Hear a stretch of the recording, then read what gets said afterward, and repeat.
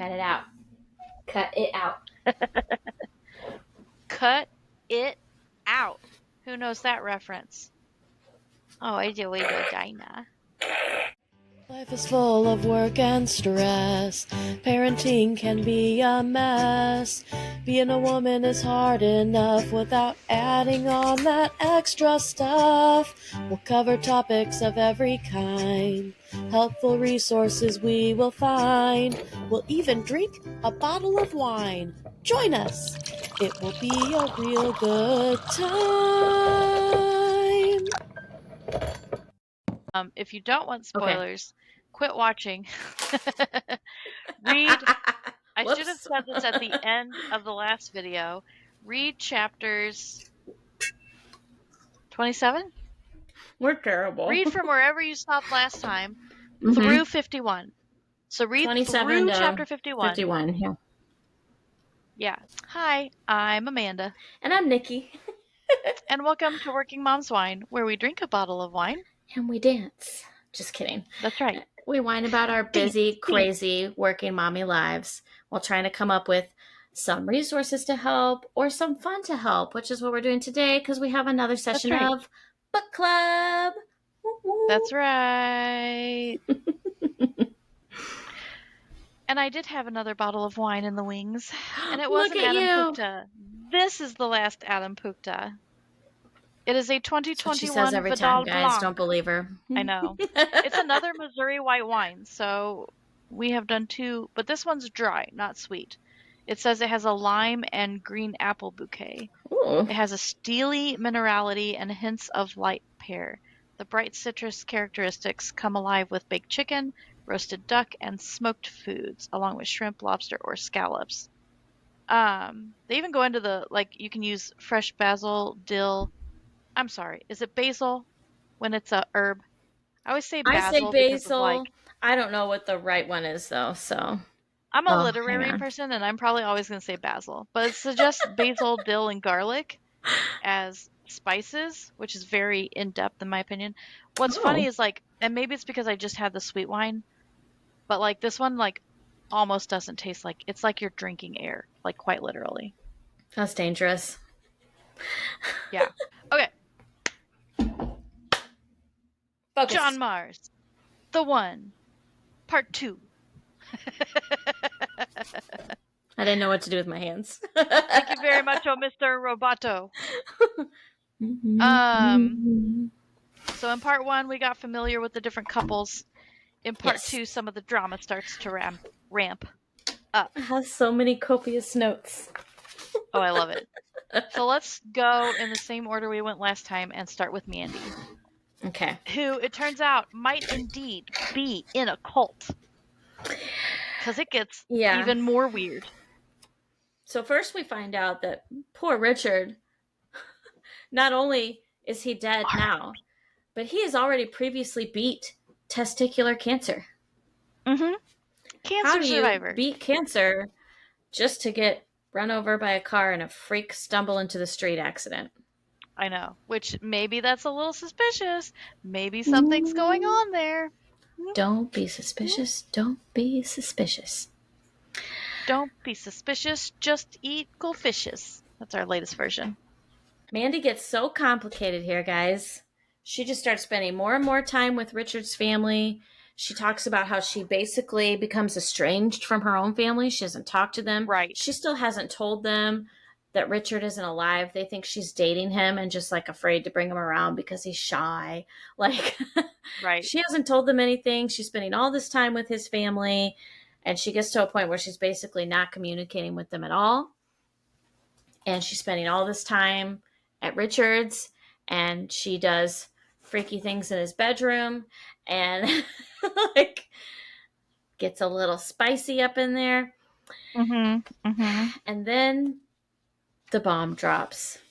The bombshell mic drop moment of this storyline when you thought it was that Richard was dead. His family has just been so nice to Mandy. With an ulterior motive. Could there be a motive here? Time. Could there be a reason why they want her to think that she's family immediately and how much they understand her poor predicament. So, what could be the reason Mandy's family, or Richard's family, is all like, oh, Mandy, you're perfect, Hmm. you're wonderful, you're immediately Hmm. part of the family, and we totally understand how you could be Hmm. so just distraught over the situation and how unfair it is to you, not to us, his family, who knew him all along, but to you who never met him. How unfair for you, you poor unfortunate soul, basically come live with us. Well, it's because Mommy Dearest has a secret. She sure does. She's special. She Mhm. just casually drops that, oh, because Richard had testicular cancer and always wanted kids in a family, he had Mhm. sperm frozen just in case. Hmm. And you know, Huh. if you felt ever so inclined, you could have his baby. Red flags are everywhere right now. Let's have your dead soulmate's baby. Person you never met, with a family you barely know. Mm-hmm. And on one hand, I get it. This is supposed to be her soulmate, the person she spent her whole life with and had kids with and did that journey with, and she can't have that piece, so maybe she could at least have this piece. I get that. But I feel like her sister's reaction was more realistic. That's in part two, right? I'm not going too far. Yeah. Yeah, that's in part two, where Mandy's sisters So they finally confront her, come, like, basically. bang down her door, and they're like, what the heck is going on? We're all worried about you. Mom is concerned something's happened to you. You don't talk to us anymore. You don't show up to family stuff. Your nieces and nephews are wondering where the heck you are. What's going on? What, did he beat you or something and you're afraid to tell us? Like, because they think Richard is alive and dating her. And she finally has to fess up because she's already showing at this point because she decided to do it. What? What are you doing? And when, I feel like she's got a lot of issues as it is, yes, she but needs like, therapy. yeah. But when mom of Richard offered this to her, she said, don't answer me now. Think about it. Take your time. Go home and talk to your family about it. This is a big deal. She was at least very reasonable in that way. But did Mandy do any of that? Mm-mm. She went back to work. She had a bad day where she got called out by her pesky boss. And That she, worked a little in her favor, though. it did. She's gonna get some money out of that because he's a prick. But Mm-hmm. she said, this is the push I needed to do this thing with my life, to have more meaning and to have children. And I'll give you that. Even as a single mother, having a child gives you purpose at times and helps you find meaning and fulfillment in your life. But this is just beyond weird. Mommy Dearest wants Mandy to carry dead Richard's baby. This could be something in and of itself. Mm-hmm. This could be its own book. I have a theory. Oh I think God. she's going to have Mandy carry the baby to term, and then she's going to take the baby from Mandy. I think she's using Mandy, and she wants the baby. My immediate thought was you better get some legal paperwork drawn up about whose baby this is and rights, Right. because it will be very much a gray Someone area misses her with him being son. deceased, and they are Yeah. gonna, yeah. So that's an I'm very interesting scared for Mandy. storyline. So Christopher, he's now fully dating Amy, boyfriend and girlfriend. He is continuing to mark victims and do his thing, but he's finding it harder and harder to do because now he has this time taken up with his relationship. But this is the first person where he's felt like he wants the relationship and he's not Yeah, fantasizing about adding her to the list. yeah. Um, He's an interesting character. There's a lot more in yeah. this section, this part about his OCD kind of behaviors, his thinking process as to he like thinks he's a better serial killer than others because it's not a compulsion for him. It's something he just decided to do, and he's going to decide to Yeah. stop when he wants. And that's what's going to make him famous and different from everybody, because he can Yeah. decide. And I'm like, nah, you're just like everybody else. He's he has a superior intellect, and he knew he was a psychopath before the diagnosis. And he Oh, what was knows that that when thing he about? Okay. finally, He says, um, it's a challenge for him, yeah, because he's being more intellectual about it. And then he says that he's not insane. He's like deliberately choosing to do these things. So he's not insane. And because he's so smart, he's not insane.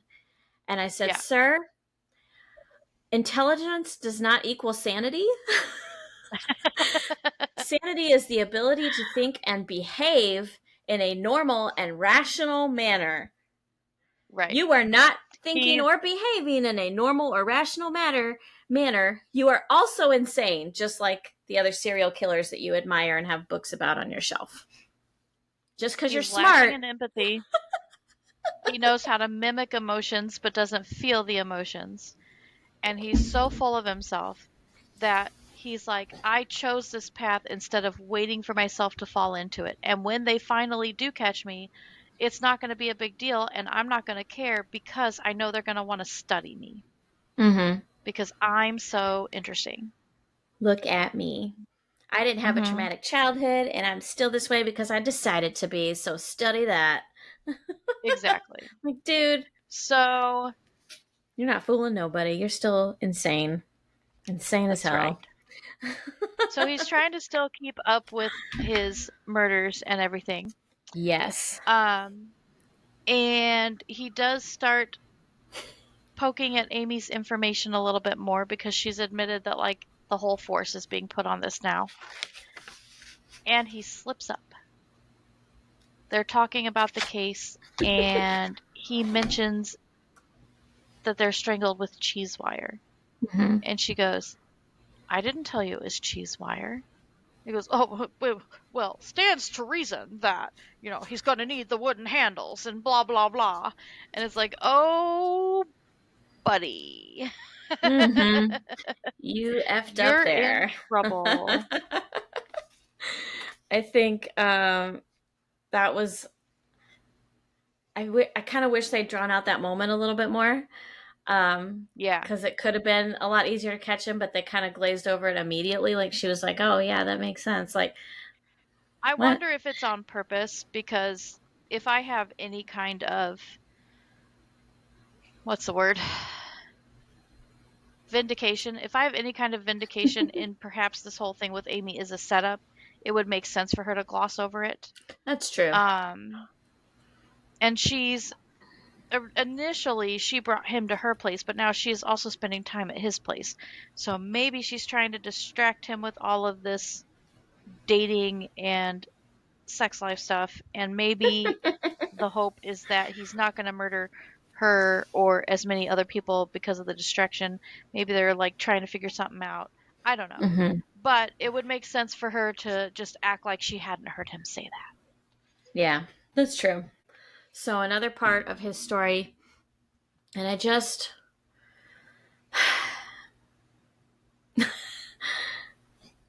when I listened to this part of the audiobook, I was like, really? Did we have to do we have to talk about this? He goes for a run and he talks about how on purpose he doesn't wear supportive underwear because he likes that his dick swings in his Yes. pants and that people can see it. And I'm like, Yes. how is this central to the story at all? I mean, I'm sure they think it like builds into his I'm a creepy psychopath character building or whatever. It was unnecessary.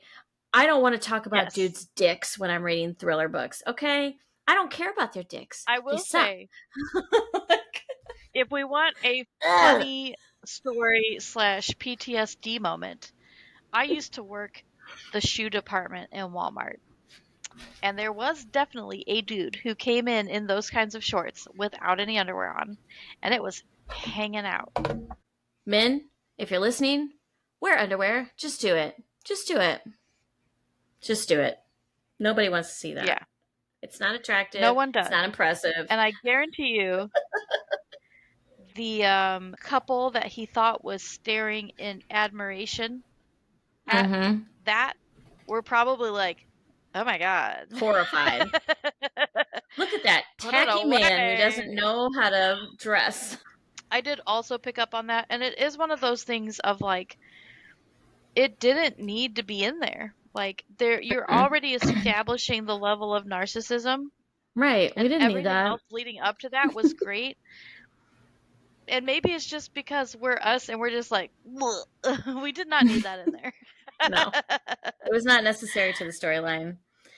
Yeah, Although, if you are trying to make us cringe at everything he does, I guess it worked there. So, that's true. That's another true. thing I wanted to point out was I'm guessing this is a British thing versus American thing, but in the audiobook, he pronounces Asperger's Asperger's, and I wonder, Oh, like, is that how they say it over there, Asperger's instead of Asperger's? So maybe. I found that odd, and I thought, I wonder if that's a thing, or if that was just like the actor who read the audiobooks thing, or I don't know. Christopher, who hates being called Chris, maybe we should just call him Chris because he hates it, Mm-hmm. is getting more into his That's funny. I relationship with call him Chris in all my Amy. notes. I didn't remember that part. That's funny. Yeah, he just says at one point, Amy refers to him as Chris, and he's like, it irritates him, but like, whatever.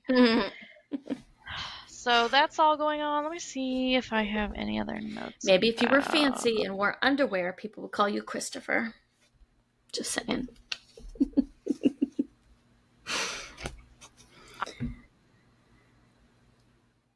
Oh, okay. So when they're in his apartment and she's looking at all his serial killer books and she finds the white book that has no title and nothing on it. Oh, And she pulls it out yeah. and he's like, "Aren't you going to eat your dinner?" And she pushes it back in. I wrote, "Amy, open the book later. May your cop instincts kick in and wait till you have the right moment when he's not around or something and he trusts you and open that friggin' book." Right. Because if she opens it, it's over for her. Book later. And then there's that moment where like she's sleeping and he's like thinking about everything and reflecting on things, and then he pulls a cheese wire out.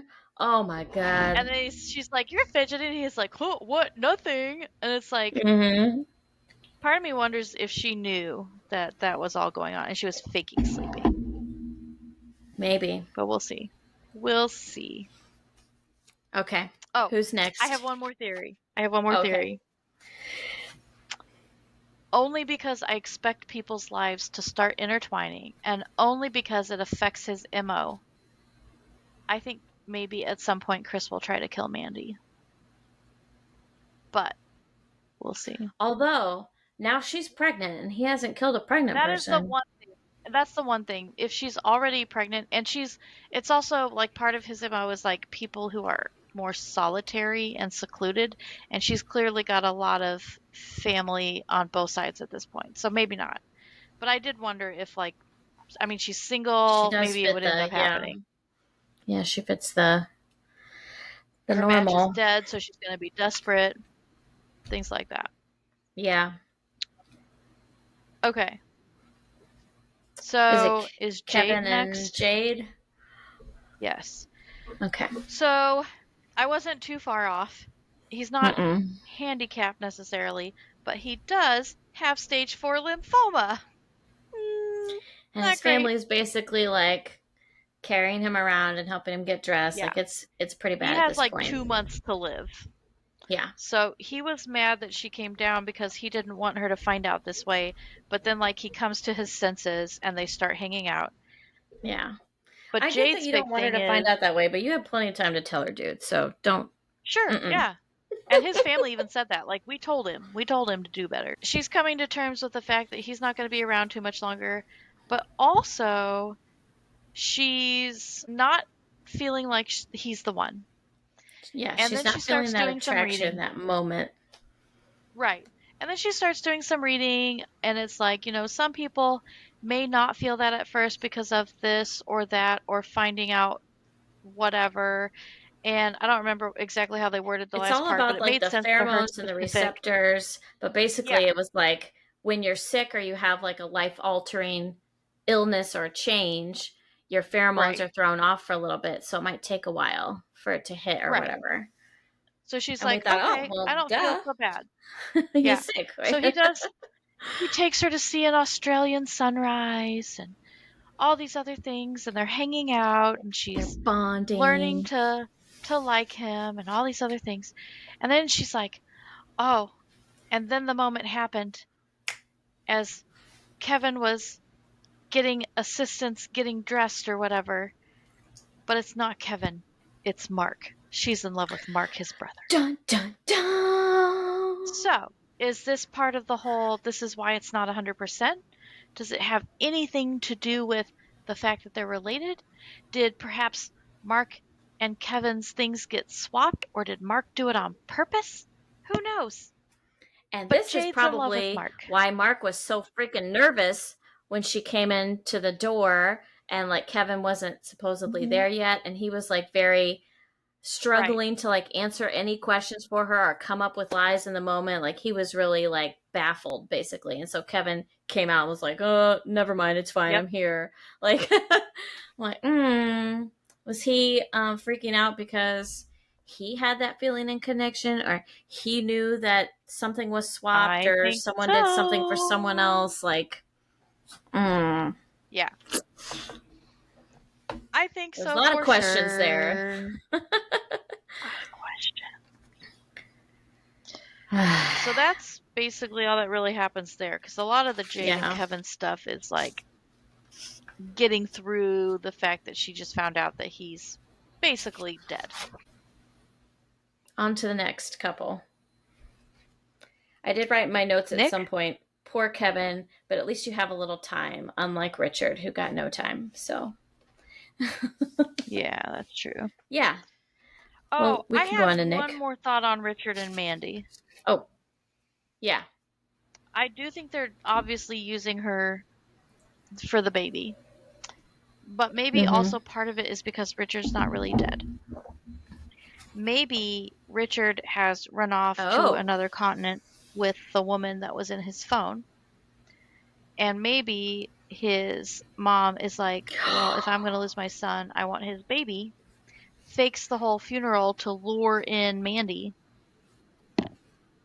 like fakes his I don't death. know, just a thought.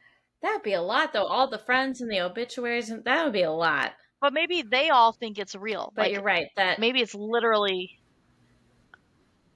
just his mom doing that this. spicy moment we alluded to. She's on his bed and she finds a old phone in his nightstand, and she turns it on and finds a video of him self Yeah. pleasuring to the camera, which he Yeah. obviously sent to another girl at some point. Right. And this is What? wild. She sends it to herself. Like, you, like, what if his family found that and opened it and then saw you texted that to yourself? I just can't. I can't. I Okay. think it's wild that I people record themselves and put all that on the I cloud, know. but whatever. Nick has continued to meet with Alex. Behind Sally's back. Yes, so Alex figured out who Nick was, and he calls Nick. Nick's like at work having a bad day, and it's because he's been thinking about Alex. And Alex calls him and he's like, "You're the dude, weren't you?" And he's like, "Yeah, sorry about the fake name." And Alex is like, "Don't be, I would have done the same thing." And they're both talking about the fact that, because we already knew this, both of them have girlfriends, and both of them are very happy with their girlfriends, and neither of them have had any tendencies in the other direction. So they're both like equally confused, like, this must be nonsense, whatever. But then they like start hanging out and bumping knees and touching legs and feeling things, and Nick starts going Like, what's to, happening here? yeah, and Nick goes to one of his rugby games, and then it leaves with them like headed out to hang out somewhere, but like they both are just like, what's next? I don't know. So Yeah, they're like getting on the highway, the and Nick's like, "Where are we going?" And Alex is yeah, like, "I don't yeah. And the whole deal with know." this is Alex and his girlfriend are supposed to be going back to New Zealand in a few weeks. Like, they're here temporarily. So they're just And Nick and both trying to Sally are figure out getting what's going married in a on. month. Mm-hmm. Yeah. And so Nick tries to talk to Crazy. Deepak about everything. And he's like, you cannot tell Sumaira. She's going to say something to Sally. And Deepak's like, I don't tell Sumaira everything. Don't worry. And it basically comes out that like Nick knows that like his friend is a cheater already. But Deepak is encouraging him to cheat on Sally with Alexander to find out how he really feels. This is why we choose the bear, ladies. Real friends, right? Like Sumaira and Deepak both kind of suck. Because, like, Sumaira now is, like, Yeah. she started this whole issue. If it wasn't for her, they never would have taken the Pile of test. poo. But now that she's 3 months pregnant and not doing her husband as much, her husband is making comments about how he's going to get on Tinder. And Nick's all like, I expected him to laugh at his joke, but then he didn't laugh. So, real winners. Real Nick said winners. something. Yeah. Yeah. Nick said something that intrigued me. It made me wonder if this is what unfaithful partners think or experience kind of in the moment. He said something like, in a moment, in a flutter of my heart, it sent me on another path. And like all it took was one moment, one little Yeah. fluttery feeling to put him on a different path. And I thought, Yeah. I wonder if that's how a lot of cheaters view it. Like I had that one moment of lust or interest, and then suddenly I'm on a new path It's a very now. good thought. So, we were talking about this when my book club met up. Is this all because of confirmation bias? That's right, guys. She's cheating on me with a book club. That's right. The book club had this book first. I'm technically cheating on them with you because we're podcasting. Shh. But is it confirmation bias? Would these people have, if they had not known anything else about this other person and locked eyes with them on the street, still felt these feelings? Or is it because they're expecting to feel the feelings because that's their match? And before finding something out that we find out in this section, there was also a thought of what if this whole thing is like not really science and it's like all fake and there's some reason for Placebo it to all effect. be fake. Not even that, but like maybe there's a malicious thing behind it. And maybe there still could be. But we are about to find something out that makes that a little less possible potentially. But something that I already felt in my heart was true. Because now we're coming back around to Ellie. And Ellie goes out on a date with Tim. And Ellie says, Dear bodyguard, please don't come on this date. I want to feel like a normal person. And I she just goes want on a one date. experience being normal. And she goes on a date without her security detail. And as they come out of the restaurant, she gets attacked by some woman who yells that everything's all her fault and throws red paint on her and says she has blood on her hands. And Tim steps into it and takes the brunt of the red paint, but some of it still gets on her poor $1,000 jacket she was talking about earlier. So then, of course, Tim's like, What? And he gets her in a taxi and he gets her to her home. And Andre the A Giant, suspicious part, though, he has tons of yeah, money to throw at the yes, cab driver to make yes, them take him with paint on. And she thinks to yes. herself, I've seen his finances. How does he have this kind of money? Mm-hmm, So that is sus. mm-hmm. Okay, go on. Sus. Sus AF. I thought that too. I was like, are we just going to gloss over this as well? He's got a handful of 50s, even though he makes 60K a year, and it's in Mm-hmm. cash. Mm-hmm. So the security guard slams the door on Tim's face, and Ellie ignores Tim for days, and then she finally decides to come clean and tell him that she doesn't just work for a company. She's the CEO of a company. She's the CEO of Match Your DNA because she's the Dun, one dun, that discovered dun! the gene. So it all came out of like she was doing other work in genetics and she was hearing people talk about how they knew from love at first sight and blah blah blah and all this and she got to thinking, Mm-hmm. what if there's literally a gene? What if there's a gene that does this to people? And she found it and she tested it and she's like, it's definitely working. And that's how all of this got started. So it could still be Yeah. corrupted at some level. Maybe she started it out. Well, let's just say, first of all, she has admitted that there's corner cutting, that she's done unscrupulous things in the past. So maybe she's not as innocent as she still seems at this point. But if she is, maybe there's also a chance that someone else has like corrupted some of this or used it to frame things or whatever. So we Mhm. find out that she's the CEO of Matcher DNA, and I will say from Ellie's first chapter, when she was a CEO of a high-powered company and going on all these interviews, and they didn't tell us the company's name, my first thought was, she's the Matcher DNA person. I never saw it coming. Didn't even think about it. They spent so much time comparing her to other people who invented phones that I thought she had invented a phone of Hold some on. kind. So Ellie is the CEO of Matcher DNA. She admits that to Tim, and Tim actually takes it all in stride and decides to stay with her. Another sus little And bit. He didn't get mad at I all. know. You've been Yeah. And then, of lying to me the course, whole time about your right, whole life. But okay. right. And then he goes to meet her family, and that's where we've left off for now. And he's just Mm-hmm. fitting in so well with her family. That's as far as we've read so far. So, next week, while I'm thinking about it, if you guys are reading along with us, read chapters 52 through 78 and then stop. And as always, you can find us on all the socials as Working Moms Wine. We have workingmomswine.com, patreon.com/workingmomswine, and we will see you next time. Bye. Bye.